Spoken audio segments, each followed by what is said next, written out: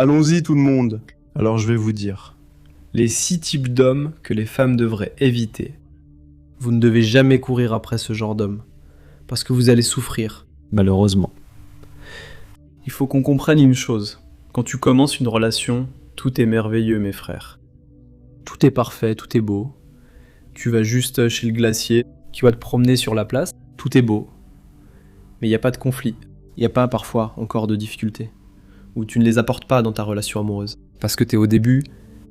Mais plus tard, c'est là que la situation commence à se compliquer. Et il y a déjà eu une vidéo que j'ai enregistrée sur ma chaîne YouTube où je parlais justement du joum à la sortie. Et j'ai dit, les amis, faisons attention au joum à la sortie. Ce n'est pas moi qui le dis, c'est la Bible elle-même, la parole de Dieu. Et là, beaucoup de femmes, mes frères et sœurs, ont dit ceci. Oh pasteur, quel préjugé envers les autres religions. Parce que dans cette vidéo, j'ai expliqué que le joum à la sortie, il concerne la question religieuse. Oui, toi qui es chrétien, sortir avec une personne d'une autre religion. Au début, comme je l'ai dit, il n'y aura aucune différence, parce que vous n'allez pas approfondir la relation. Mais avec le temps, cela va poser problème, parce que l'autre personne ne voudra pas que vous alliez à l'église. Un jour, vous voudrez aller à une veillée de prière, l'autre ne voudra pas. Alors ça va commencer à devenir compliqué. L'autre va commencer à penser que vous prenez Dieu trop au sérieux, comme si c'était une mauvaise chose. Vous savez alors, faisons attention au joum à la sortie. D'accord, mais maintenant je ne vais pas parler de ça. Je veux parler de ces types d'hommes. Et je vais citer des hommes de Dieu, de la Bible. Mais je veux être très clair ici, je ne parle pas mal d'eux. D'accord. Je parle de la mauvaise attitude qu'ils ont eue. Donc ma critique n'est pas contre la personne. D'ailleurs, on ne doit jamais juger les gens. On doit juger les attitudes des gens. D'accord ? Alors, le premier homme que toute femme doit fuir, doit s'affirmer, c'est l'homme immature. C'est l'homme, cet homme enfant, tu sais. L'homme qui n'a pas appris à avoir des responsabilités. Il a été gâté toute sa vie. Peut-être qu'il était fils unique. Et cet homme maintenant, il fuit les responsabilités. Je me souviens qu'une fois, une jeune femme est venue me voir, lors de la retraite de carnaval. Et nous étions là à chercher Dieu. Et elle a dit, « Pasteur, j'ai vraiment besoin de te parler. » Tu sais ce que c'est ? Je viens de me marier, et depuis qu'on est revenu de la lune de miel, mon mari ne quitte pas la console de jeux vidéo. Il reste enfermé sur cette console. Il ne la lâche jamais. Il ne m'aide pas du tout avec les tâches ménagères, et il n'assure pas non plus de ce côté-là. Frère, vous savez ce que c'est ? Un homme immature. Un homme qui vit encore comme un garçon. Il n'est pas encore devenu un homme. Et il y a un verset là, dans la première épître aux Corinthiens, chapitre 13, verset 11. Je l'ai noté ici, regarde ce qui est écrit. Quand j'étais enfant, je parlais comme un enfant. Je pensais comme un enfant et je raisonnais comme un enfant. Quand je suis devenu homme, j'ai laissé derrière moi les choses d'enfant. Alors frères, vous qui m'écoutez là, vous les hommes, laissons derrière nous les choses d'enfant, d'accord ? Il est temps d'assumer des responsabilités. Nous sommes le chef du foyer et nous devons comprendre notre rôle. Parce que le mariage, frère, ne fonctionne que lorsque les deux remplissent leur rôle. L'homme doit être le chef du foyer, il doit prendre les devants. L'homme doit être responsable, il doit prendre soin de sa femme, tout comme Jésus prend soin de l'Église. C'est ce qui est écrit dans la Bible. Et la femme, elle doit soutenir l'homme. La femme doit respecter l'homme. Et les amis, alors, il y a un homme dans la Bible qui est devenu un grand homme. C'était le prophète Jérémie. Mais lorsque Dieu l'a appelé pour une grande œuvre, je veux te montrer qu'il a cherché des excuses devant Dieu. Et c'est quelque chose que nous ne devons pas faire, c'est chercher des excuses, d'accord ? Jérémie 1, verset 6. Regarde ce qui est écrit. Avant de te former dans le ventre, je t'ai choisi. Avant que tu ne naisses, je t'ai séparé, et je t'ai désigné comme prophète pour les nations. C'est ce que Dieu a dit. Mais moi, j'ai dit, « Souverain Seigneur, je ne sais pas parler, car je suis encore très jeune. Mais le Seigneur m'a dit, ne dis pas que tu es trop jeune. À tous ceux vers qui je t'enverrai, tu iras, et tu diras tout ce que je t'ordonnerai. Amen ?» Alors c'était l'excuse de Jérémie. Il a dit, « Je suis encore trop jeune. » Alors, mesdemoiselles, femmes, faites très attention à ces garçons qui traînent partout, car au moment où vous voudrez un homme, il se peut qu'il ne soit pas prêt. Et rappelez-vous que toute personne peut changer. Toi qui es épouse, tu es déjà mariée. Prie pour ton mari. Montre-lui l'attitude qu'il doit adopter. Et comme je l'ai dit, aide la sagesse. Sois une femme sage, une femme prudente, car c'est elle qui bâtit la maison. Amen. Donc, c'est le premier type d'homme. Le deuxième homme dont toute femme doit s'éloigner le plus vite possible, c'est l'homme jaloux. C'est cet homme qui est excessivement jaloux. Il est logique qu'un peu de jalousie montre du zèle, de l'attention, de l'amour, de l'affection. Mais quand cela dépasse les limites, là ça commence à devenir compliqué, n'est-ce pas? Et cela peut avoir de graves conséquences. Mes frères, mes amis, l'homme extrêmement jaloux est un homme violent. Combien parmi eux sont tellement jaloux qu'ils en viennent à recourir à la violence physique? Alors fais attention à cet homme extrêmement jaloux, et il est logique que tu ne le découvres qu'avec le temps. Et c'est pour cela que je suis en faveur de bien se fréquenter, sérieusement. D'accord? Je parle pas du côté charnel, d'accord mes frères? Je dis ceci. Apprends à bien connaître la personne, implique-la dans ta famille, parce qu'on n'épouse pas seulement le conjoint, on épouse aussi la famille de cette personne. Donc, regarde comment elle est cette personne, quand tu te réunis avec un ami ou une amie. C'est logique que maintenant tu dois donner la priorité à ta relation amoureuse.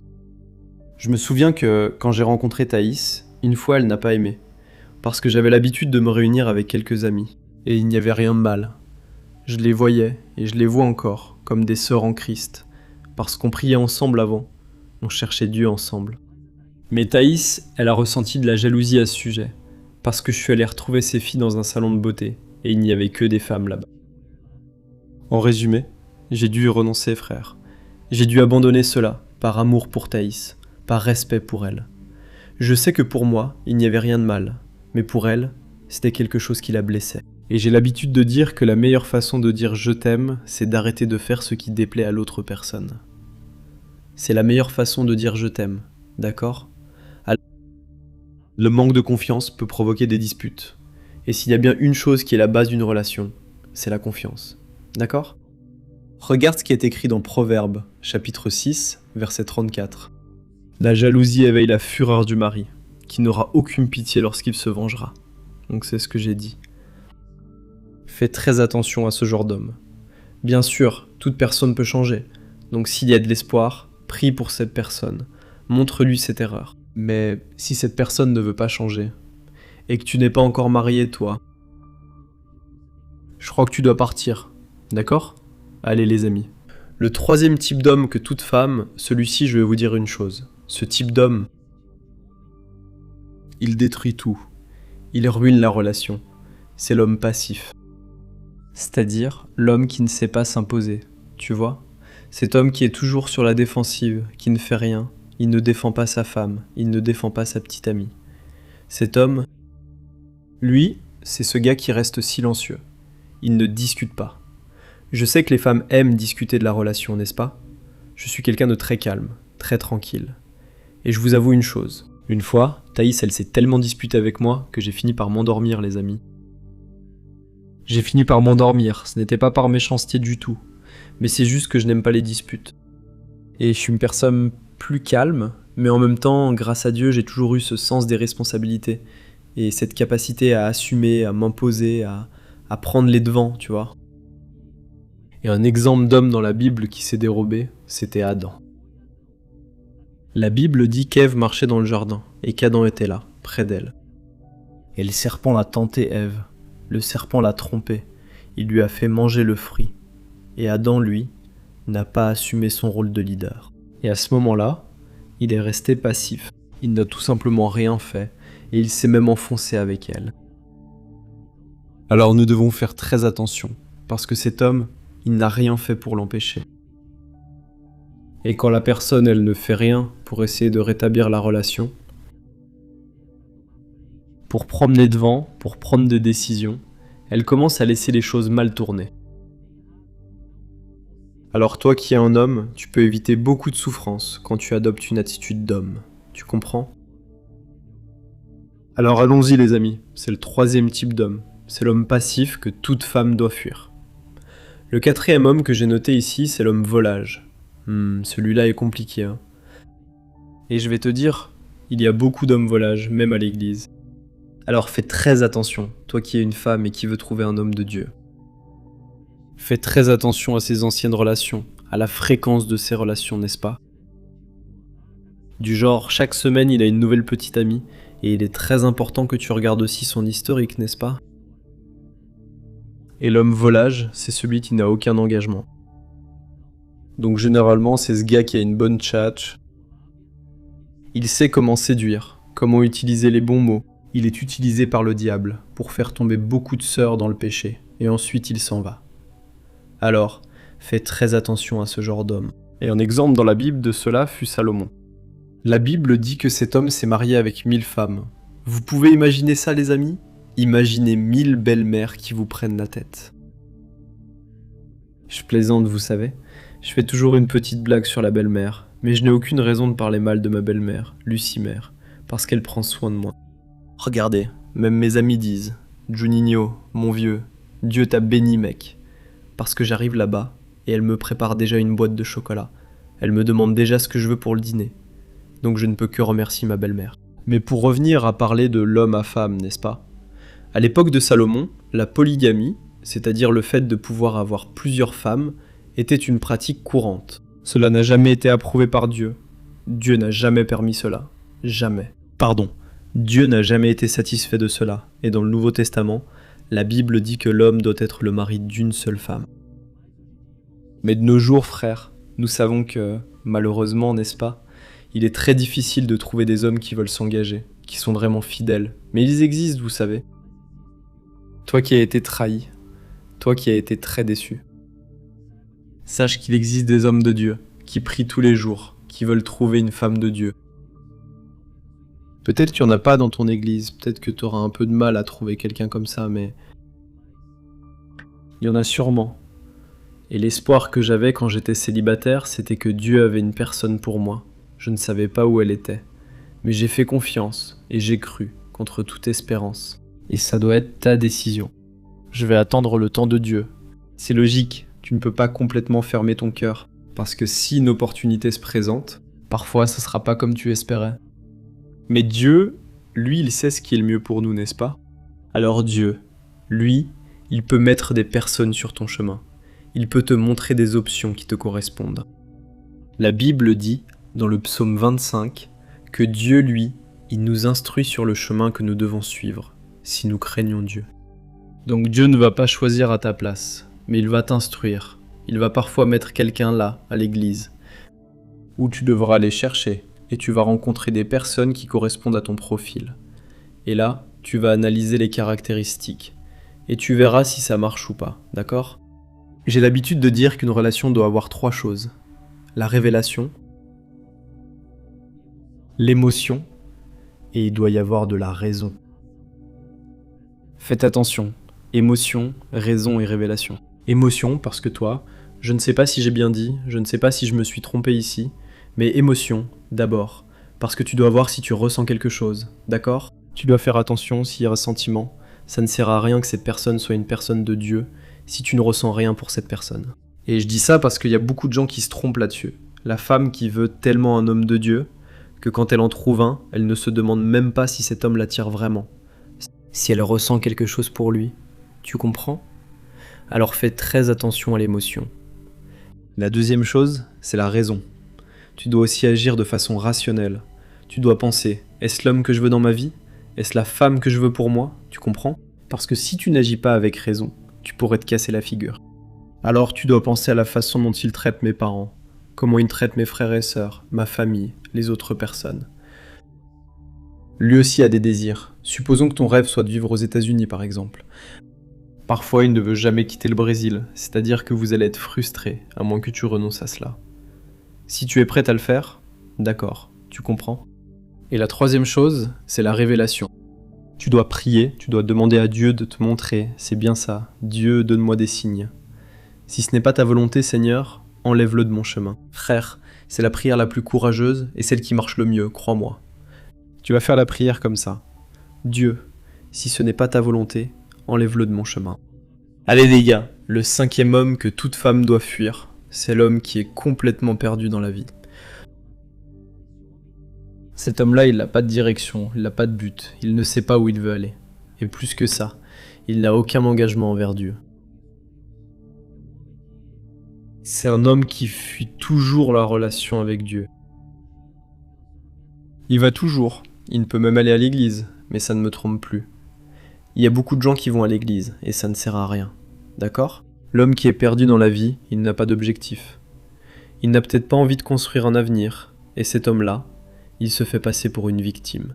Il est très courant aujourd'hui de rencontrer des personnes qui se font passer pour des victimes, n'est-ce pas ? Moi, je ne trouve pas de travail parce qu'un tel n'a pas voulu. Frère, je ne dis pas que vous qui êtes au chômage, vous faites quelque chose de mal, non. Parfois, vous faites tout correctement. Vous êtes une personne battante, et jusqu'à présent, vous n'avez trouvé personne. Mais malheureusement, il y a beaucoup d'hommes paresseux là dehors. Il y a beaucoup d'hommes qui pourraient travailler. Lancez-vous, faites-en préparer, ou faites vous-même des petits pains au fromage farcis. J'ai un cousin qui sortait vendre des petits pains au fromage. Il les mettait sur un petit plateau, comme ça, dans une boîte en polystyrène. Petits pains au fromage farcis avec du poulet, avec de la viande, et il sortait les vendre et il en tirait un bon profit.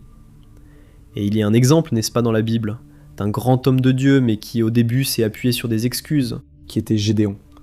Et je veux te lire ce qui est écrit dans le livre des Juges, chapitre 6, verset 15. Regarde ce qu'il dit.